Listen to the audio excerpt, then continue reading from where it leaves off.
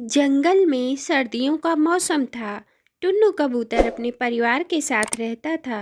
उसके परिवार में उसकी पत्नी टोनी और बेटी मीनू थी। जंगल में बहुत तेज तूफानी हवा चल रही थी। अरे टोनी, मैं जरा बाहर जा रहा हूँ। अरे सुनो जी, इतना तेज तूफान आया है। आप बाहर मत जाइए, मुझे बहुत डर लग रहा है। अरे तुम खामखा परेशान हो रही हो, मैं अभी आता हूँ। पर आप बाहर क्यों जा रहे हैं?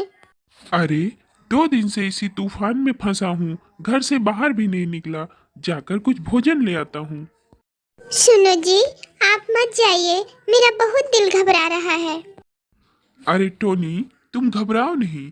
अब कुछ न कुछ तो जुगाड़ करना ही पड़ेगा। हम तुम हो तो चल भी जाए। हमारी बेटी मीनू, उसने भी 2 दिन से कुछ नहीं खाया, बीमार हो जाएगी। मैं यूं गया और यूं आया, तुम डरो नहीं। बस बच्ची का ध्यान रखो। इतना कहकर टुन्नू कबूतर भोजन की तलाश में निकल जाता है। जंगल में 2 दिन से बहुत तेज तूफानी बारिश हो रही थी। थमने का नाम भी नहीं ले रही थी। अरे भाई, 2 दिन से कितनी सर्दी पड़ रही है, थमने का नाम ही नहीं ले रही। लगता है हमारी जान लेकर ही जाएगी ये ठंडी। कुछ पक्षियों ने अपने भोजन का इंतजाम पहले से ही कर रखा था। टुन्नू कबूतर भोजन की तलाश में इधर उधर टहल रहा था। तभी अचानक से बर्फ का फिसलता हुआ पहाड़ आकर उसके ऊपर गिर पड़ता है और टुन्नू कबूतर की मौत हो जाती है। इधर कबूतर की पत्नी टोनी और बच्ची मीनू बहुत परेशान थे। माँ, माँ, अभी तक पापा क्यों नहीं आए? घबराओ नहीं बेटा, आ जाएंगे पापा, आ जाएंगे। तुम सो जाओ। माँ, मुझे नींद नहीं आ रही है। मुझे बहुत जोरों की भूख लगी है और मेरे पेट में दर्द भी हो रहा है। हे भगवान, मैं क्या करूं?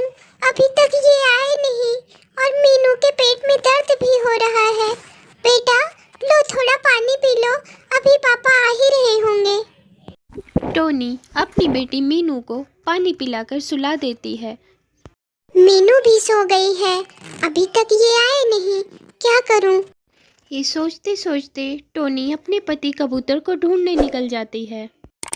हे भगवान, मैंने सब तरफ देख लिया, कहीं नहीं दिखाई दे रहे हैं। अब मैं कहाँ जाऊं? टोनी अपने पति कबूतर को ढूंढ रही थी कि रास्ते में उसे कालू कौवा मिल जाता है। अरे टोनी बहन, इतनी रात में तुम कहाँ जा रही हो? ऊपर से इतना तेज तूफान। मीनू कहाँ है? क्या बताऊं कालू भैया, बहुत देर हो गई। ये भोजन लेने निकले हैं, अभी तक वापस नहीं आए और मीनू घर पे सोई है। मैं उसे अकेला छोड़कर इनको ढूंढने निकली हूँ। इतना कहकर टोनी आगे निकल जाती है। टुन्नू कबूतर के घर के पास से एक बाज पक्षी गुजर रहा था। उसने देखा कि मीनू अकेली सोई है तो वह मीनू को उठा ले जाता है। इधर टोनी आगे बढ़ी तो देखा कि एक जगह पक्षियों की भीड़ लगी हुई थी। टोनी भीड़ से होती हुई वहां पहुंचती है तो देखती है कि टुन्नू कबूतर की मौत हो चुकी है। अपने पति टुन्नू कबूतर को मरा हुआ देखकर टोनी चिड़िया फूट फूट कर रोने लगती है। हे भगवान, मुझे पहले से ही डर लग रहा था। मैं तो इन्हें मना कर रही थी, इन्होंने मेरी बात नहीं सुनी। अब मैं क्या करूंगी? अब मैं और मेरी बच्ची बिल्कुल अकेले हो गए। अब हमारा क्या होगा? टोनी चिड़िया जब घर वापस आती है तो देखती है घोंसला तो खाली पड़ा है, मीनू तो है ही नहीं। उस पे तो जैसे दुखों का पहाड़ ही टूट पड़ा हो। उधर उसके पति टुन्नू कबूतर की मौत हो चुकी थी और इधर उसकी बेटी मीनू भी गायब थी। हे भगवान, ये मेरी कैसी परीक्षा ले रहे हो? प्रभु, मेरी बेटी कहाँ गई? मैं इस तूफानी बारिश में उसको कहाँ ढूंढने जाऊं? भगवान, मेरा तो सब कुछ छीन लिया आपने। उधर पति की मौत से हताश टोनी अपनी बेटी मीनू को ढूंढने निकल जाती है। टोनी इधर उधर अपनी बेटी को ढूंढ ही रही थी कि उसे पहाड़ी कौवा मिल जाता है। अरे बहन, मैं बहुत देर से देख रहा हूँ, तुम इधर आ रही हो, उधर जा रही हो, बहुत परेशान लग रही हो। क्या बात है, कुछ बताओ। कुछ नहीं भैया। अरे बहन, तुम डरो नहीं, तुम मुझे अपना भाई समझो। बताओ, शायद मैं तुम्हारी कुछ मदद कर सकूं। टूनी अपने साथ हुई उस सारी घटना को उस बूढ़े पक्षी को बता देती है। भैया, मेरे पति भोजन लेने गए थे, काफी देर हो गई, वो आए नहीं तो मैं उनको ढूंढने गई थी। इधर मेरी बेटी मीनू सोई हुई थी घर में। मैं घर वापस आई तो देखा वो घर पे थी ही नहीं। बस मैं उसी को खोज रही हूँ तब से। मेरे पति की भी मौत हो गई है। अब मैं बिल्कुल अकेली हो गई हूँ भैया। मुझे कुछ समझ में नहीं आ रहा है। अरे तुम घबराओ नहीं बहन, मैंने कुछ देर पहले इधर से एक बाज को जाते हुए देखा था। उसके पंजों में कुछ था। अच्छा भैया, क्या तुम बता सकते हैं वो किधर गया है? हाँ बहन, वो इधर पहाड़ियों के पीछे गया है। इतना सुनते ही टोनी बहुत घबरा जाती है और वहाँ से मीनू को ढूंढने के लिए निकल पड़ती है। उड़ते हुए पहाड़ियों की तरफ जाती है तो देखती है कि उधर कुछ खून की बूंदें गिरी हुई थी। जी क्या? खून के निशान? अब तो मेरा बहुत दिल घबरा रहा है। हे भगवान, सब कुछ अच्छा ही अच्छा हो। आगे पहुँचती है तो टोनी देखती है कि एक पत्थर पे खून लगा हुआ था। अब तो टोनी और घबरा जाती है। वह धीरे धीरे आगे बढ़कर देखती है, एक बाज पक्षी मरा हुआ पड़ा था। हे भगवान, ये वही बाज तो नहीं जो मीनू को लेके भागा था? अब तो मैं क्या करूं? किधर जाऊं? मीनू का क्या हाल होगा? टोनी वहीं बैठकर रोने लगती है। तभी उसको कोई आवाज़ सुनाई देती है। बच्चा, बच्चा, पानी, पानी। अरे, ये आवाज कहाँ से आ रही है? ये तो लग रहा है मीनू की आवाज है। इतना सुनते ही टोनी इधर उधर ढूंढने लगती है तो उसने देखा कि मीनू चिड़िया घायल पड़ी है। उसने जल्दी से मीनू को गोद में उठा लिया। मीनू, मेरी बच्ची, तू ठीक तो है ना? हाँ माँ, मैं ठीक हूँ। माँ, तुम आ गई माँ? हाँ मेरी बच्ची, मैं आ गई। चल, अब घर चलते हैं। टोनी मीनू को लेके घर आ जाती है। लो बेटा, पानी पी लो। टोनी मीनू को पानी पिलाती है और कुछ थोड़ा बहुत जो अनाज बचा था उसके लिए जल्दी से पकाकर खिला देती है और उसकी मरहम पट्टी करती है। अब टोनी को थोड़ा आराम हुआ तो उसने अपने पापा की याद की। माँ, माँ, पापा कहाँ हैं? इतना सुनते ही टोनी फूट फूट कर रोने लगती है।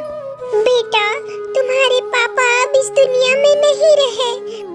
उस तूफानी रात में जब वो भोजन लेने गए थे, उसी में उनकी मौत हो गई और वो वापस लौट के नहीं आए बेटा। क्या? माँ, ये तुम क्या कह रही हो? माँ, अब हमारा क्या होगा माँ? हमारा क्या होगा माँ? कुछ नहीं बेटा, परेशान मत हो। ऊपर वाला जो चाहेगा वही होगा। जैसे तैसे दिन गुजरते गए। टोनी और मीनू किसी तरह अपना गुजारा करते हैं। फिर एक दिन मीनू बाहर खेल रही थी तो उसको एक बहुत अच्छी खुशबू आ रही थी। वह झट से घर आ जाती है और अपनी माँ से कहती है, माँ, कितनी अच्छी खुशबू आ रही है।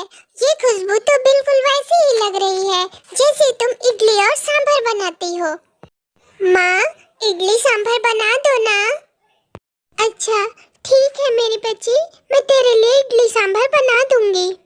हे भगवान, अब मैं कैसे मीनू को इडली सांभर बना के खिलाऊंगी? घर में तो कुछ है ही नहीं। इतना सोचते हुए टोनी किचन में जाकर देखती है तो कुछ चावल और दाल पड़े हुए थे। टोनी चिड़िया झट से मीनू के लिए इडली और सांभर बना देती है। अरे वाह माँ, तुम्हारे हाथों का तो जवाब नहीं। तुम कितना अच्छा इडली सांभर बनाती हो। तभी मीनू के दिमाग में एक आइडिया आता है। माँ, तुम कितना अच्छा इडली सांभर बनाती हो। क्यों ना हम इडली सांभर की दुकान खोलें? अगले दिन टोनी और मीनू मिलकर इडली सांभर का ठेला लगाते हैं। इडली सांभर, इडली सांभर, इडली सांभर। जंगल के सभी पक्षी आकर टोनी के इडली और सांभर खाते हैं और बहुत तारीफ करते हैं। अरे वाह टोनी, इडली सांभर तो बहुत अच्छे बने हैं। मैंने आज तक ऐसे इडली सांभर नहीं खाए। वैसे भी हम सब जंगल में मोमोज, पिज्जा, समोसा ये सब खा खा के बोर हो गए थे। अगले दिन से टोनी की दुकान पे जंगल के पक्षियों की भीड़ लगने लगी। उसका इडली और सांभर का धंधा अच्छा चलने लगा। अब धीरे धीरे टोनी और मीनू के अच्छे दिन आने लगे।